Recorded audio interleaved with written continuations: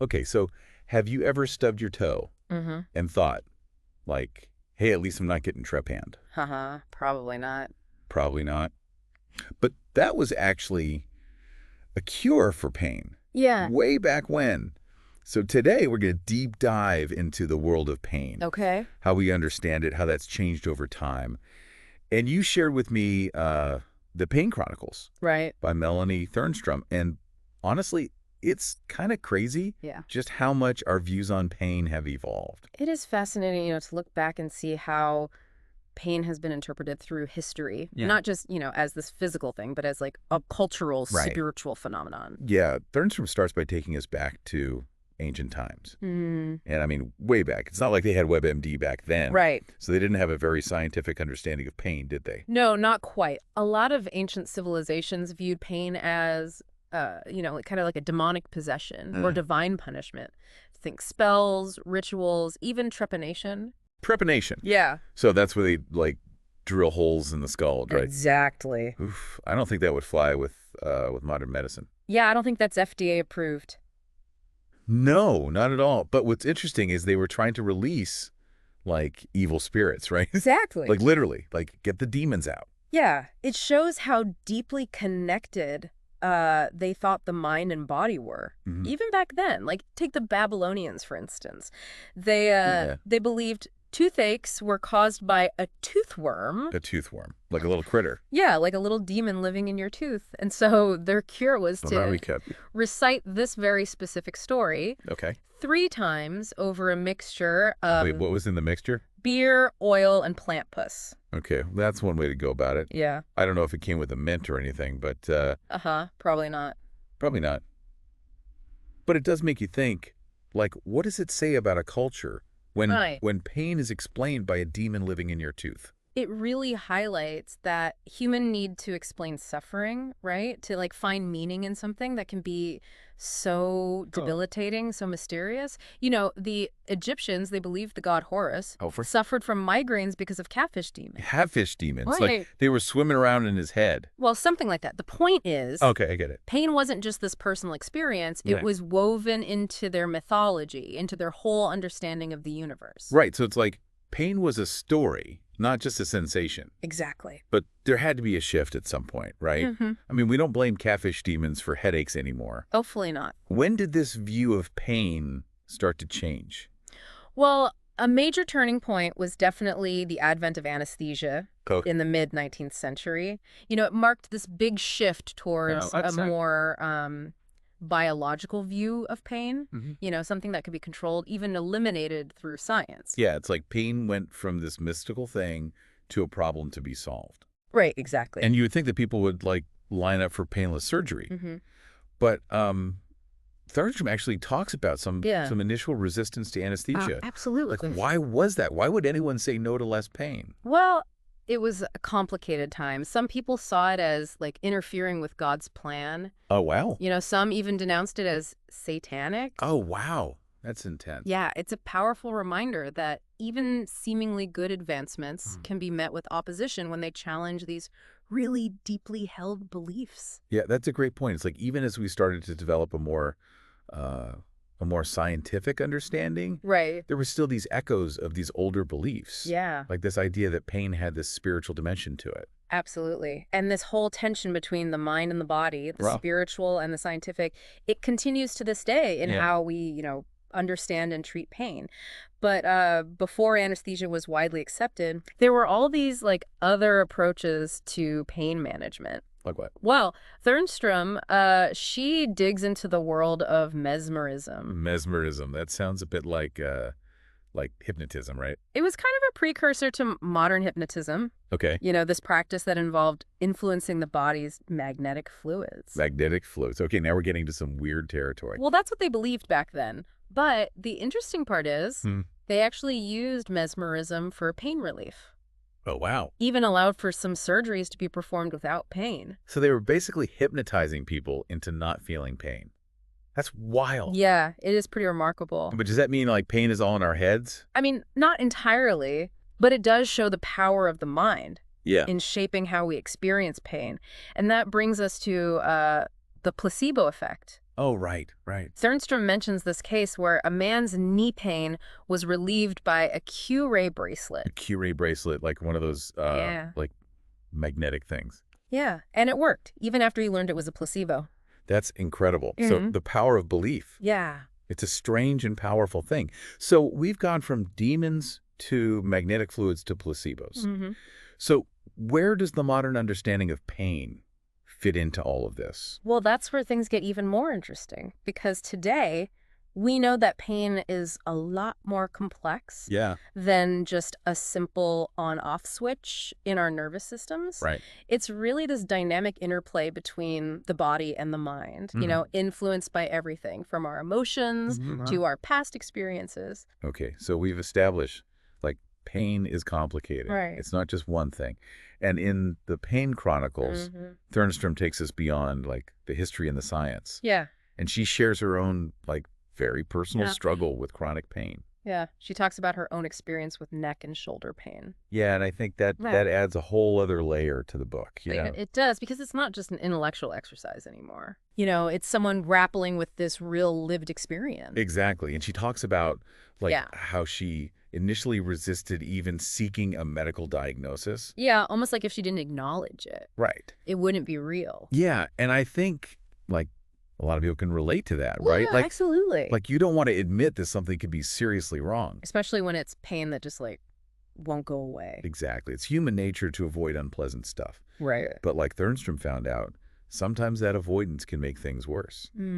She spent a lot of time trying all these alternative therapies before she even considered a conventional diagnosis. Like acupuncture, massage, herbal remedies. I mean, I've been there, tried it all. Oh, yeah. It sounds like she was trying anything to get relief. Yeah, she really was.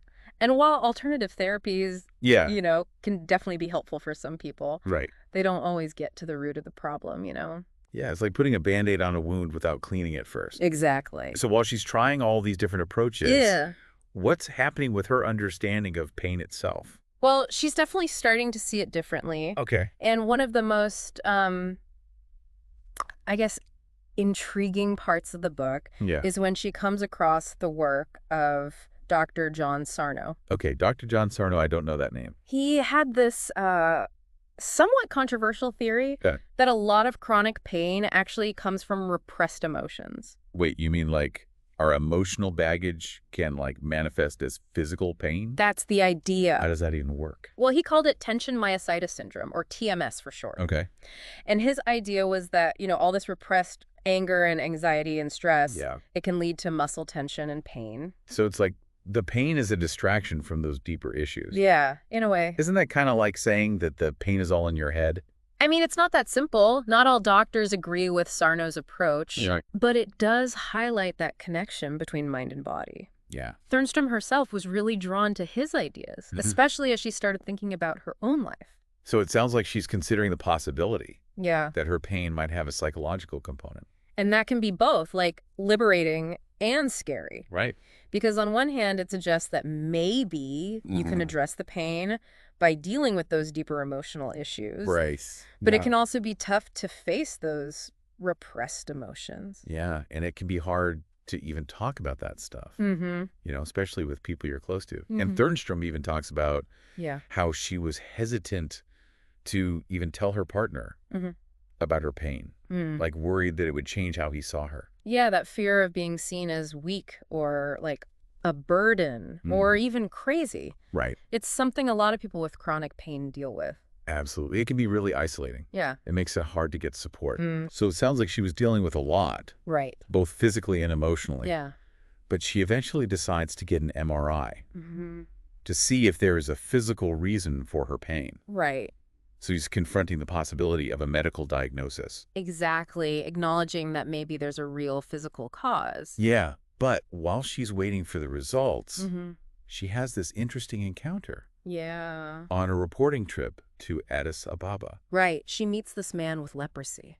Yeah, the story about the leper with the melting hand. Yeah. It's a powerful image. It really is. I mean, here's Thernstrom struggling with this mysterious pain. Yeah. And she meets this guy with this, like, severely disfigured hand. Yeah. Who claims to feel no pain at all. It's pretty mind-blowing. It really is. It must have made her question, like, everything she thought she knew about pain. Right, because if he could be pain-free with such a visible physical condition. What did that say about her own experience? It really challenges our assumptions about, like, the relationship between physical damage and pain. Yeah. And it shows just how subjective pain is. Yeah. Everyone experiences it differently. That's a good reminder that there's no single way to, like, measure or understand pain. It's affected by our biology, our psychology, even our culture. So it's not just about the physical sensation, it's about how we interpret it. Yeah, it's about the whole context.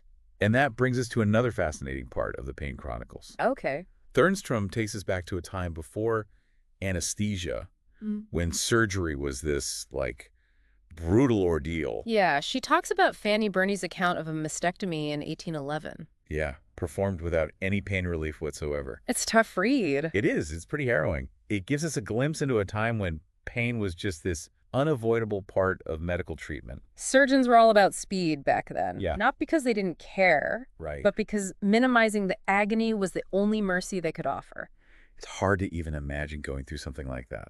Yeah, we take painless surgery for granted now. We really do. And Thernstrom's exploration of, like, the history of pain relief, it really shows how our understanding of pain has shaped medical practices. Absolutely. But as we talked about earlier, the development of anesthesia wasn't universally embraced. Right. Some people saw it as going against God's will. Exactly. It's a powerful example of how like cultural and religious beliefs can shape our attitudes towards pain. And how we manage it.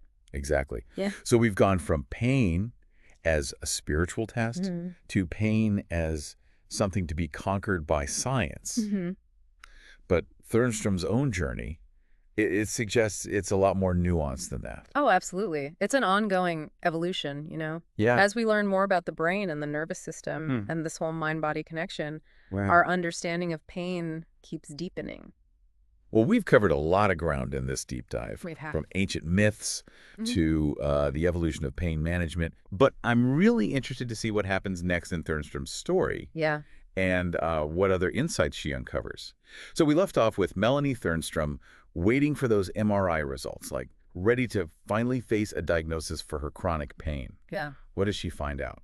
Well, this is where the Pain Chronicles takes us deep into the world of, like, modern pain management. Okay. You know, Thernstrom explores all sorts of things, from how pain signals travel through the body to the challenges of finding effective treatments. And one concept she really dives into is this idea of the pain gate. The pain gate? What's that? Well, it's based on the gate control theory. What? This really groundbreaking idea from the 1960s. Okay. Basically, it suggests that there are, like, these neurological gates in our spinal cords, and these gates can either block or amplify pain signals. Oh, wow. So it's not just about the physical sensation itself? Right. It's about how our brains interpret those signals. Exactly. The gate control theory says that our thoughts, emotions, even our beliefs can all influence how much pain we actually feel. So, like, our minds can actually control how much pain we experience. It's like the mind can act as a gatekeeper, right? Yeah. Deciding which pain signals get through and which ones don't. That's incredible. It's like we have more power over our pain than we realize. Right, and Thernstrom talks about how this theory is being used in pain management today. Oh, really? How so? Well, it's opened up all these new avenues for treatments that focus on the mind. Okay. Rather than just the body. Like what kind of treatments? Like things like cognitive behavioral therapy, mindfulness, even hypnosis. Oh, wow. Hypnosis. That's like what we were talking about earlier. I know, right? It's amazing how these ancient practices are now being validated by science. Yeah, it's like we're rediscovering the power of the mind. Exactly. Okay, so the mind plays a huge role, but what about the physical differences in how people experience pain? Well, Thernstrom talks about that too. She gets into pain threshold and pain tolerance. Okay, pain threshold, pain tolerance, those sound kind of similar. Yeah, but they're a little different. Pain threshold is like the point where we first perceive something as painful. And pain tolerance is how much pain we can handle before we got to do something to stop it. Okay, that makes sense. But those can be really different for different people, right? Oh, absolutely. Our genetics, our experiences, our emotions, even our culture can all affect how sensitive we are to pain. So it's not just about being tough or not. No. It's about, like, a whole combination of things that must make treating chronic pain incredibly difficult. Yeah, because there's no one-size-fits-all solution. Exactly. And that's the dilemma a lot of people with chronic pain face. Right. They go from doctor to doctor, trying different meds, therapies, even surgeries. Yeah. And it can be so frustrating. It must be. So Thernstrom goes through all this too, right? Does she ever get a diagnosis? She does. Her MRI shows cervical spondylosis and spinal stenosis. Okay, those sound serious. They're degenerative conditions that affect the spine. So that explains her pain. Well, it provides some explanation, but it doesn't mean a quick fix, you know. Right.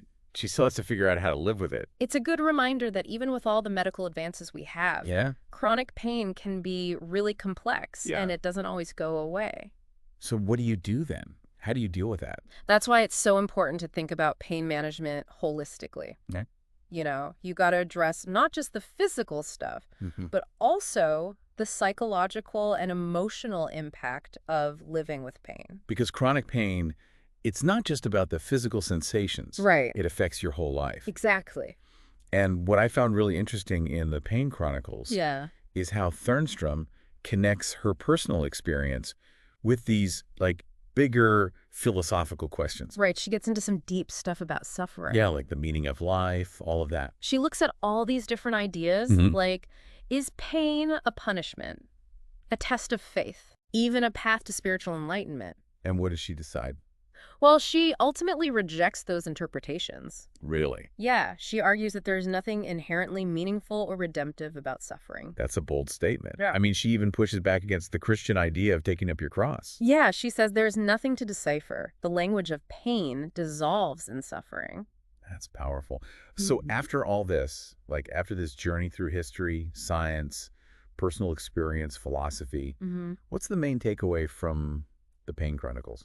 I think the most important message is that pain, as complicated as it is, is just a part of life, a part of being human. It's universal. And while we can't always control when pain enters our lives, we can try to understand it better, manage it, and find ways to live meaningful lives, even with pain. Yeah, it's not about denying it or glorifying it. It's about approaching it with compassion and curiosity. Yeah. And being open to all the different tools and perspectives out there. This has been such a fascinating deep dive. It has. Full of, like, surprising facts, personal stories, and just a lot to think about. And it's clear that pain is so much more than just a physical sensation. It's a story that unfolds in our bodies, our minds, our cultures, our histories. Yeah, it's part of who we are.